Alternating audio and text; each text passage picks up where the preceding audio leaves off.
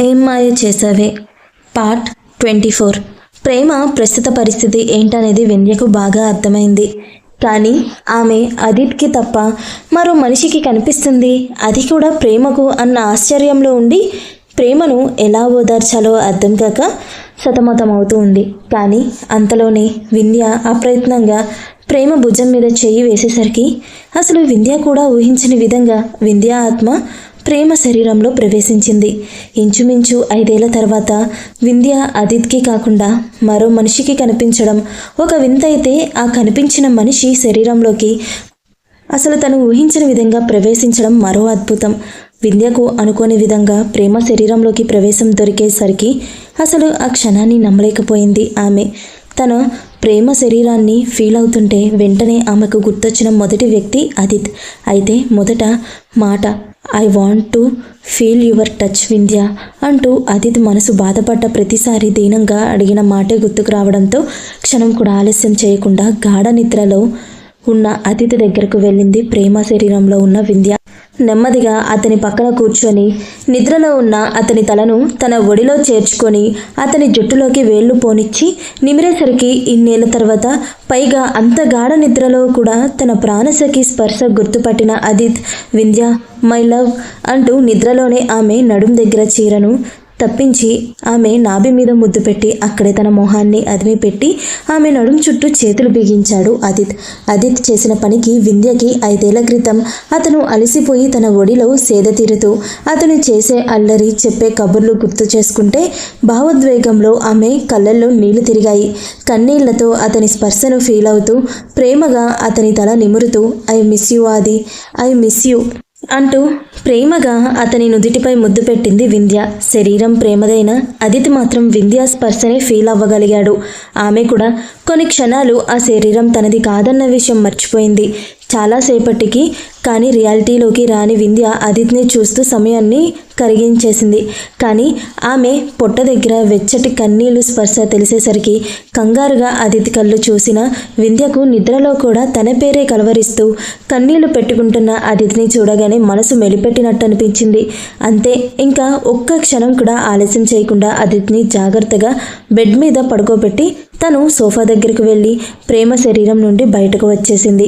నిజానికి వింధ్యకు అన్వీని కూడా ఒకసారి దగ్గరకు తీసుకోవాలనిపించింది. కానీ ఇప్పటికే ప్రేమ ప్రమేయం లేకుండా అదిత్ని దగ్గరకు తీసుకుంది. అందుకే ముందు ప్రేమతో మనస్ఫూర్తిగా అన్నీ మాట్లాడి అప్పుడు ఈ విషయం చెప్పాలి అనుకుంది. ఆమె శరీరం నుండి బయటకు వచ్చేసింది వింధ్య. తను బయటకు వచ్చేసరికి ప్రేమ అలసిపోయి ఉండడం వల్ల అప్పటికే ఆమె నిద్రలోకి జారుకుంది. ఇక వింధ్యకు ఆమెకు డిస్టర్బ్ చేయబుద్ధి కాక ప్రేమను అభిమానంగా చూస్తూ రేపు నువ్వు అది అన్వికి అమ్మా నాన్నలుగా మాత్రమే కాదు భార్యాభర్తలుగా కూడా పరీక్షను ఎదుర్కోబోతున్నారు. ప్రేమ అన్నిటికీ సిద్ధంగా ఉండండి.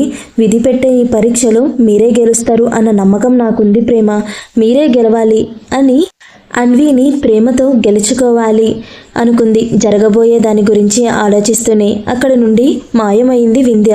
మరుసటి రోజు ఉదయాన్నే ఎప్పటిలా మెలకు వచ్చిన ప్రేమకు కళ్ళు తెరవగానే నిద్రలో అమాయకంగా ఉన్న అదిత్ కనబడడంతో ఆమె పెదాల్లో చిన్న చిరునవ్వు. కానీ అంతలోనే రాత్రి వింధ్య కనపడడం గుర్తుకొచ్చి కంగారు పడుతూనే చుట్టూ చూసింది. కానీ అక్కడెక్కడ వింధ్య కనిపించకపోయేసరికి అదంతా తన భ్రమ అనుకుంది ప్రేమ. కాసేపు వింధ్య గురించే ఆలోచిస్తూ తనకి తెలియకుండానే ఓ అరగంట గడిపేసింది ప్రేమ. కానీ అంతలోనే అనుకోకుండా టైం చూసుకొని కంగారుగా వాష్రూమ్లోకి వెళ్ళబోతూ అప్పటికే వైశాలి గారు ముందుగానే తన బ్యాగ్ ఆ రూమ్లోనే పెట్టించడంతో light sea green colour simple plain sari తీసుకొని ఫ్రెష్ అయ్యి రెడీ అయ్యి కిందకి వెళ్ళింది. అప్పటికే తులసి గారు వైశాలి గారు టిఫిన్స్ సిద్ధం చేస్తూ ఉండడంతో ఇద్దరి కాళ్లకు నమస్కరించింది. ఇద్దరు దీవించి ముందు దేవుడికి నైవేద్యం పెట్టడానికి ఏదైనా స్వీట్ చేయమని చెప్పడంతో ప్రేమ ముందుగా స్వీట్ రెడీ చేసి పూజ చేసుకుని నైవేద్యం పెట్టి హారతిచ్చే టైంకి అన్వి నిద్ర లేచి అమ్మ అంటూ వచ్చింది వైభవ్ రూమ్ నుండి. అన్విని చూడగానే ప్రేమ పెదాల్లో స్వచ్ఛమైన చిరునవ్వు. పూజ పూర్తి చేసుకొని అందరికీ హారతిచ్చి ప్రసాదం పెట్టి ఆ బుజ్జిదాన్ని తీసుకుని కాసేపు ముద్దు చేసి బ్రష్ చేయించడానికి తీసుకువెళ్ళింది ప్రేమ. వీళ్ళు పైకి వెళ్ళేసరికి ఆదిత్ ఇంకా నిద్రపోతూ ఉండడంతో తండ్రిని అలా చూసిన Anvi bad daddy, bad habit అంటూ ఆదిత్ మీదకు ఎక్కేసి డాడీ వేకప్, ఇట్స్ ఆల్రెడీ 7 అంటుంటే అప్పటికి కాస్త మెలకువగా ఉన్న ఆదిత్ నవ్వుకుంటూ పొట్ట మీదున్న కూతుర్ని గుండెల మీదకి చేర్చుకొని no baby I want to sleep అంటూ అన్విని కూడా తన దగ్గరే పడుకోబెట్టుకున్నాడు ఆదిత్. ఆ ఇద్దరి అల్లరిని మురిపెంగా చూస్తూ ఉంది ప్రేమ. కానీ చిన్ని అన్వి మాత్రం bad habit daddy, very bad అంటూ నిద్రమత్తులో ఉన్న ఆదిత్ బుగ్గను బైట్ చేసి క్షణాల్లో ఆదిత్ దగ్గర నుండి జారుకొని ప్రేమతో సహా వాష్రూమ్లోకి వెళ్ళిపోయింది. ఆ బుజ్జిది చేసిన అల్లరికి నవ్వుకుంటూనే నిద్రలేచిన ఆదిత్ ఒళ్ళు విరుచుకుంటూ లేచి వెళ్ళి విండో దగ్గర నిల్చున్నాడు. కాసేపటికి వాష్రూమ్ డోర్ చప్పుడు కావడంతో అటువైపు తిరిగిన ఆదిత్కి ప్లెయిన్ శారీలో చూడడానికి సింపుల్గా ఉన్న చాలా అందంగా ఉన్న ప్రేమ టవల్ వ్రాప్ చేసేసి ఉన్న అన్విని తీసుకొస్తూ కనిపించేసరికి అతని ప్రమేయం లేకుండానే ఆ ఇద్దరిని చూస్తున్న ఆదిత్ పెదాల మీద అందమైన చిరునవ్వు. ఎప్పుడూ లేనిది ప్రేమ చూపించే అమ్మతనానికి అన్వి అల్లరి చేస్తూ ప్రేమను ముప్పు తిప్పలు పెట్టి స్కూల్కి రెడీ అవ్వడం చూస్తున్న ఆదిత్కి ఒక్కసారిగా కళ్ళల్లో నీళ్లు తిరిగాయి. ఆదిత్కి ఆ క్షణమే అర్థమైంది, అన్వి మిస్ అయింది కేవలం అమ్మ ప్రేమను మాత్రమే కాదు, 5 ఏళ్ళు తన బాల్యాన్ని అని. అర్థమైన మరుక్షణం వెంటనే వెళ్ళి ప్రేమ చేతుల్లో అన్విని తన గుండెలకు హత్తుకొని మౌనంగా ఉండిపోయాడు ఆదిత్. ఆదిత్ సడన్గా అలా చేసేసరికి ప్రేమకు అతని ఫీలింగ్ ఎగ్జైట్గా అర్థం కాకపోయినా అతను దేని గురించో గిల్టీ ఫీల్ అవుతున్నాడు అని అర్థమవుతుంటే మౌనంగా అతన్నే చూస్తూ ఉండిపోయింది ప్రేమ. ఇంతలో అన్వి తండ్రి బుగ్గ మీద బైట్ చేసి దగ్గర కిస్ చేసి సారీ డాడీ అని ముద్దుగా చెప్పేసరికి ఆదిత్ చిన్న చిరునవ్వుతో కూతురి నుదుటి మీద ముద్దాడి ఫ్రెష్ అయ్యి వస్తాను బేబీ అంటూ అన్విని తన వైపే చూస్తున్న ప్రేమకు ఇచ్చేసి తన వార్డ్రోబ్ నుండి టవల్ తీసుకొని వాష్రూమ్లోకి వెళ్ళబోయాడు ఆదిత్. అతను అలా వెళ్ళగానే ప్రేమ ఆదిత్కి కావాల్సినవి అన్నీ తీసిపెట్టి అన్విని తీసుకొని కిందకి వెళ్ళిపోయింది. కాసేపటికి ఫ్రెష్ అయ్యి బయటకు వచ్చిన ఆదిత్కి బెడ్ మీద తనకి కావాల్సినవన్నీ రెడీగా ఉండడం చూడగానే మనసులో ఏదో తెలియని హ్యాపీనెస్, అంతకంటే ఏదో ప్రశాంతత. కానీ అంతలోనే ఒకప్పుడు ఇవన్నీ ఇష్టంగా చేసే వింధ్య గుర్తుకు రావడంతో కోపంగా పక్కనే ఉన్న గ్లాస్ నేలకేసి కొట్టాడు ఆదిత్. ఆ సౌండ్కి కింద కబుర్లలో ఉన్న అందరూ ఒక్కసారిగా ఉలిక్కిపడి ఏమై ఉంటుందో అని కంగారుగా పైకి వెళ్ళబోయారు. కానీ వైశాలి గారు ప్రేమను వెళ్ళి చూసి రమ్మని పంపించడంతో ప్రేమ భయపడుతూనే ఆ రూమ్లోకి వెళ్ళింది. అప్పటికే ఆదిత్ కోపంతో ఊగిపోతూ ప్రేమ తీసిపెట్టిన సూట్, వాచ్, వాలెట్ అన్నీ ఇష్టమొచ్చినట్టు విసిరిపడేసి చిరాగ్గా తల పట్టుకొని కూర్చున్నాడు. ఇంతలో ప్రేమ లోపలికి రావడం గమనించి వెంటనే ఆ రూమ్ డోర్ లాక్ చేసి కోపంగా ఆమె కళ్ళల్లోకి చూస్తూ నీకు నిన్న నైటే చెప్పాను, నువ్వు కేవలం నా బిడ్డకు తల్లివి మాత్రమే, నాకెప్పటికీ భార్యవు కాలేవు అని. మరి అలాంటప్పుడు నా వార్డ్రోబ్లో చేయి పెట్టి నా వస్తువులు ముట్టుకునే ధైర్యం ఎలా చేయగలిగావు అంటే కూతురిని అడ్డుపెట్టుకొని ఏం చేసినా వీడేం చేయలేడు అనుకుంటున్నావా అని అరిచాడు. అతని ప్రవర్తనకే బిక్క చచ్చిపోయిన ప్రేమ అతని మాటలకి మనసు తూట్లు పొడుస్తున్నట్లు భరించలేని బాధగా అనిపిస్తుంటే మౌనంగా తలదించుకొని కన్నీళ్లు పెట్టుకుంటూ క్షమించండి, ఇంకెప్పుడు ఇలా చేయను, మీ వస్తువులను తాకడమే కాదు మీ ప్రతి విషయంలో నా హద్దుల్లో నేను ఉంటాను అని వెక్కుతూనే చెప్పి వాష్రూమ్కి వెళ్ళి ఫేస్ వాష్ చేసుకొని వచ్చేసరికి ఆదిత్ విసిరికొట్టినవి డస్ట్బిన్లో పడేసి తనకి కావాల్సినవి అన్నీ తానే తీసుకొని రెడీ అయ్యి బయటకు వెళ్ళిపోయాడు. అతను అలా వెళ్ళగానే ప్రేమ పగిలిపోయిన గ్లాస్ పీసెస్ అన్నీ క్లీన్ చేసి కిందకి వెళ్ళింది. అప్పటికే ఆదిత్ని అందరూ ఏమైంది అని అడగగానే అతను అనుకోకుండా చేయి తగిలి గ్లాస్ పగిలింది అని చెప్పాడు. ఆ మాట అన్వి, వర్ష, తులసి గారు నమ్మారు. కానీ మిగిలిన ముగ్గురికి నమ్మశక్యం కాలేదు. వెనకే వచ్చిన ప్రేమ కళ్ళు, ముక్కు ఏడ్చి ఏడ్చి ఎర్రగా కందిపోవడంతో ఇంకసలకే నమ్మాలి అనిపించలేదు వాళ్లకు. వైశాలి గారు ఏదో మాట్లాడబోతుంటే సార్ కొరియర్ అంటూ కొరియర్ అతను గుమ్మం దగ్గర నుండి పిలవడంతో వైభవ్ వెళ్ళి అతను చెప్పిన చోట సైన్ చేసి అతని దగ్గర నుండి ఆ కొరియర్ తీసుకొని అది ఆదిత్ పేరు మీద రావడంతో అది తన అన్న చేతికే ఇచ్చాడు వైభవ్.